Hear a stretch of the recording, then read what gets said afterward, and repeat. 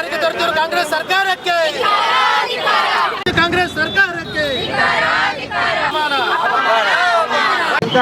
ಏನು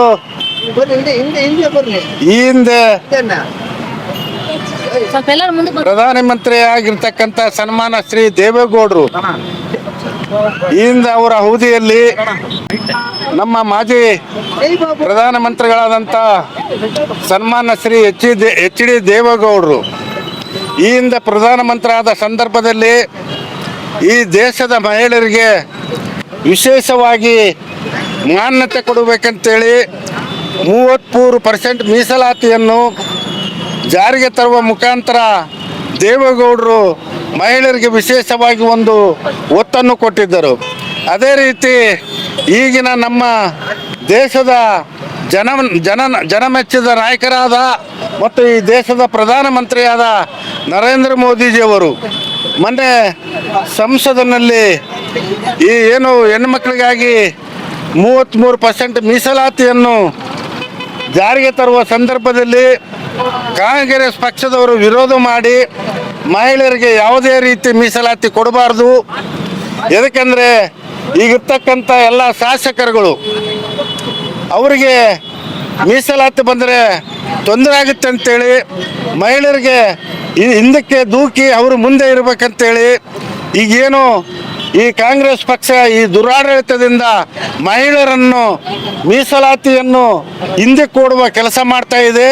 ಮೀಸಲಾತಿಯಿಂದ ಮಹಿಳೆಯರಿಗೆ ಅನೇಕ ಲಾಭಗಳು ಇರುವುದರಿಂದ ಅವರು ಕಾಂಗ್ರೆಸ್ ಪಕ್ಷದವರು ಯಾವುದೇ ರೀತಿ ಮಹಿಳೆಯರಿಗೆ ಮೀಸಲಾತಿ ಕೊಡಬಾರ್ದಂತ ಅಡ್ಡಪಡಿಸಿದ್ದಾರೆ. ನಾನು ಆ ಕಾಂಗ್ರೆಸ್ ಪಕ್ಷಕ್ಕೆ ಈ ಸಂದರ್ಭದಲ್ಲಿ ಹೇಳಕ್ಕೆ ಇಷ್ಟಪಡ್ತಾ ಇದ್ದೀನಿ. ಈ ರಾಜ್ಯದ ಮತ್ತು ಇಡೀ ದೇಶದ ಮಹಿಳೆಯರು ವಿಶೇಷವಾಗಿ ಗಮನಿಸಿದ್ದಾರೆ. ಮುಂದಿನ ದಿನದಲ್ಲಿ ಕಾಂಗ್ರೆಸ್ ಪಕ್ಷಕ್ಕೆ ಅವರು ಬುದ್ಧಿ ಕಲಿಸುವ ರೀತಿಯಲ್ಲಿ ಹೆಣ್ಣುಮಕ್ಕಳು ತೀರ್ಮಾನ ಮಾಡಿದ್ದಾರೆ. ಇಡೀ ದೇಶದಲ್ಲಿ ರಾಜ್ಯದಲ್ಲಿ ಈ ಕಾಂಗ್ರೆಸ್ ಪಕ್ಷವನ್ನು ಮಹಿಳೆಯರು ಧಿಕ್ಕಾರ ಮಾಡ್ತಾರಂತೇಳಿ ಈ ಸಂದರ್ಭದಲ್ಲಿ ಹೇಳ್ತಾ, ಇವತ್ತೇನು ನಾವು JDS ಜಿಲ್ಲಾ ಮಹಿಳಾ ಘಟಕ ವತಿಯಿಂದ ಮಹಿಳಾ ಅಧ್ಯಕ್ಷರಾದಂಥ ಪುಷ್ಪನವರು, ರಾಜ್ಯ ಪದಾಧಿಕಾರಿಗಳಂತ ಸಬಾನಾ ಮೇಡಮ್ ಮತ್ತು ನಮ್ಮ ಜಮಲಾ ಮೇಡಮ್ ಎಲ್ಲರ ನೇತೃತ್ವದಲ್ಲಿ ಇವತ್ತು ಸಭೆಯನ್ನು ಹಮ್ಮಿಕೊಂಡಿದ್ದೇವೆ. ಮುಂದಿನ ದಿನದಲ್ಲಿ ಅವರು ರಾಜ್ಯ ಮಟ್ಟದಲ್ಲಿ ಪ್ರತಿಭಟನೆಯನ್ನು ಮಾಡಲು ಹಮ್ಮಿಕೊಂಡಿದ್ದಾರೆ ಅಂತೇಳಿ ಈ ಸಂದರ್ಭದಲ್ಲಿ ಹೇಳಕ್ಕೆ ಇಷ್ಟಪಡ್ತೇವೆ. ಮೊದಲನೇದಾಗಿ ನಮ್ಮ ಪ್ರಧಾನಮಂತ್ರಿಗಳು ನಮ್ಮ ದೇವೇಗೌಡರ ಅಪ್ಪಾಜಿ ಅವರು ನಮ್ಮ ಎಲ್ಲ ಮಹಿಳೆಯರಿಗೆ ನಮ್ಮ ಭಾರತ ದೇಶದಲ್ಲಿ ಯಾವಾಗ ಪ್ರಧಾನಿ ಆದಾಗ ಅವರು ಮಾಡಿರೋ ಒಂದು ದೊಡ್ಡ ನಮ್ಮ ಹೆಣ್ಮಕ್ಳಿಗೆ ಒಂದು ಒಳ್ಳೆ ಒಂದು ಸಹಕಾರ ಕೊಟ್ಟು ಒಂದು ಒಳ್ಳೆ ಹೆಣ್ಮಕ್ಳು ಬೆಳೆಯೋದಕ್ಕಂತೇಳಿ 33% ನಮಗೆ ಜಾರಿಗೆ ತಂದಿದ್ರು.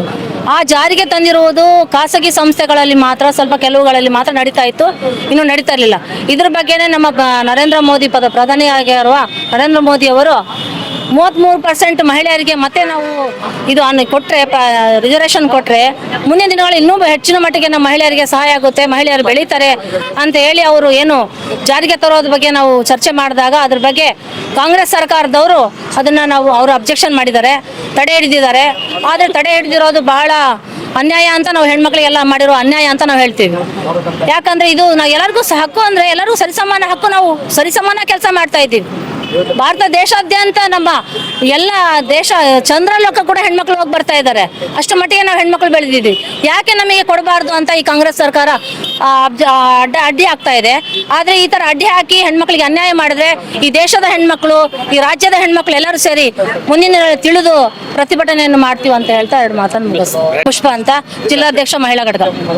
ಇವತ್ತು ಎಲ್ಲ ನಮ್ಮ ಅಕ್ಕ ತಂಗಿಯವರು ಎಲ್ಲರೂ ಬಂದಿದ್ದಾರಲ್ಲ, ಈ ಥರನೇ ನಮ್ಮ ರಾಜ್ಯದಲ್ಲಿ ಇರೋರು ಎಲ್ಲ ಹೆಣ್ಮಕ್ಕಳು ಒಗ್ಗಟ್ಟಾಗಿ ಬರಬೇಕು. ಎಲ್ಲರೂ ಈ ಪ್ರತಿಭಟನೆಗೆ ಎಲ್ಲ ಮಹಿಳೆಯರು ಸೇರ್ಕೊಂಡು ಬಂದಿದ್ರೇನೆ ಎಲ್ಲರಿಗೆ ಕರೆಕ್ಟ್ ಸಮಾನವಾಗಿ ಹಕ್ಕುಗಳು ಸಿಗೋದು.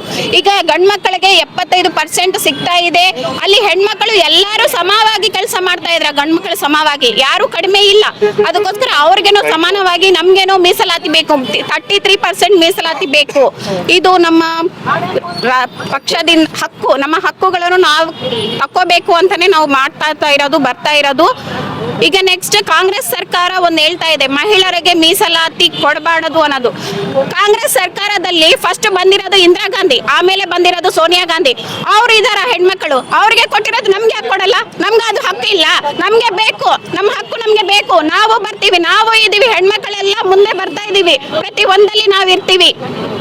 ಹೌದು, ಫಸ್ಟ್ ಅದು ಗಮನಿಕನಲ್ಲಿ ಇಟ್ಕೋಬೇಕು. ಅವ್ರ ಕಾಂಗ್ರೆಸ್ ಪಾರ್ಟಿದಲ್ಲಿ ಫಸ್ಟ್ ಯಾರಿದಾರ ಅವರು ಹೆಣ್ಮಕ್ಳೇ ಅಲ್ಲ ಅಂತ ಅವ್ರಿಗೆ ಗಮನಕ್ಕೆ ತರಬೇಕು, ಅವ್ರ ಗಮನಕ್ಕೆ ಬರಲೇಬೇಕು. ಈಗ ನಾವು ಮುಂದೆ ಇದೀವಿ, ನಮ್ಗೆ 33% ಮೀಸಲಾತಿ ಬೇಕೇ ಬೇಕು, ನಮ್ ನ್ಯಾಯ ನಮ್ಗೆ ಬೇಕು. ಜಮೀಲಾ. ಬಳ್ಳಾರಿಯ ನಿರಂತರ ಸುದ್ದಿಗಾಗಿ ಬಳ್ಳಾರಿ ಬೆಳಗಾಯಿತು ಚಾನೆಲ್ನ ಸಬ್ಸ್ಕ್ರೈಬ್ ಮಾಡಿ ಹಾಗೂ ಬೆಲ್ ಐಕಾನ್ ಒತ್ತಿ.